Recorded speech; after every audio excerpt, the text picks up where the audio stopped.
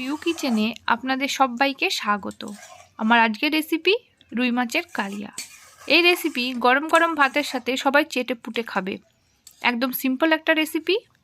যারা চটজলদি রান্না করতে চান তাদের জন্য একদম পারফেক্ট একটা রান্না, তাই স্কিপ না করে দেখার অনুরোধ রইল। দেখুন, আমি নিয়ে নিয়েছি 5 পিস মতন রুই মাছ, ভালো করে ধুয়ে নিয়েছি। আর দিয়ে দিচ্ছি স্বাদ মতন নুন আর হাফ চামচ মতন হলুদ গুঁড়ো দিয়ে ভালো করে মেখে নেব। দিয়ে 30 মিনিট মতন রেখে দেব। এবার আমি একটা মশলা বানিয়ে নেব। তাই দিয়ে দিচ্ছি 7 থেকে 8 কোয়া রসুন, 2 ইঞ্চি মাপের আদার টুকরো, জিরে গুঁড়ো হাফ চামচ, ধনে গুঁড়ো হাফ চামচ, লঙ্কা গুঁড়ো 1 চামচ, আর দিয়ে দিচ্ছি একটা ছোট টমেটো কুচি করে কাটা, দিয়ে ভালো করে পেস্ট বানিয়ে নেব। এরপর চলুন মাছগুলো ভেজে নিই। মাছ ভাজার জন্য কড়াইতে দিয়ে দিচ্ছি তেল। তেল গরম হয়ে আসলে দিয়ে দিচ্ছি মাছগুলো। মিডিয়াম আঁচে মাছগুলোকে ভালো করে ভেজে নেব।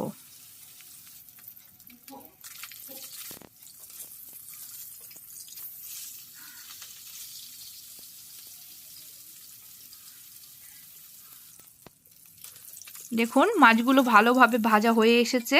এবার এগুলো তুলে নেব। এবার মাছের জন্য আমরা মশলা কষিয়ে নেব।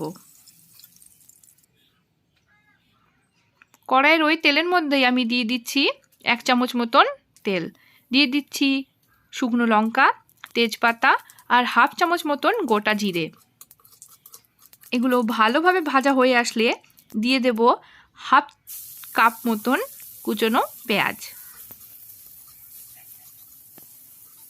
পেঁয়াজগুলোকে হালকা ব্রাউন করে ভেজে নেব। দেখুন, পেঁয়াজ ভাজা হয়ে এসেছে। এবার দিয়ে দিচ্ছি পেস্ট করে রাখা মশলাটা।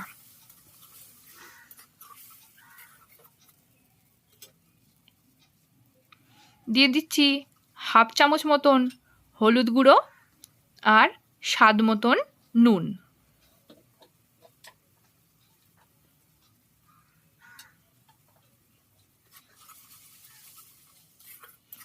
খুব ভালো করে আমরা মশলাটাকে কষিয়ে নেব।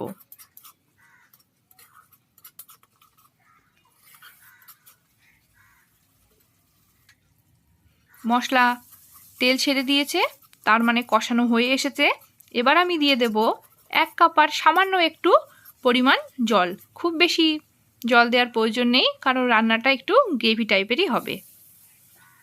আমার রান্না ভালো লেগে থাকলে চ্যানেলটিকে সাবস্ক্রাইব করতে ভুলবেন না। আমার রান্না কেমন হলো আপনারা অবশ্যই বাড়িতে ট্রাই করবেন, দিয়ে আমাকে কমেন্টে জানাতেও ভুলবেন না যে আপনাদের ঠিক কেমন লেগেছে। ঝোলটা ভালোভাবে ফুটে এসেছে। এবার আমি দিয়ে দিচ্ছি ভেজে রাখা মাছগুলো, দিয়ে একটু নেড়ে চেড়ে আমি কিছুক্ষণের জন্য ঢাকা দিয়ে দেব।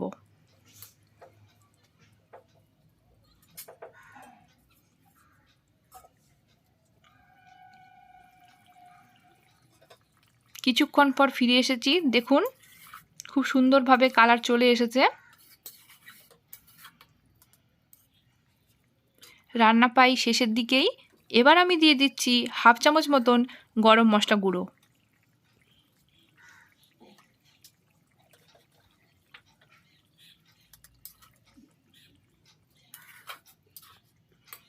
ভালোভাবে মিশিয়ে নেব।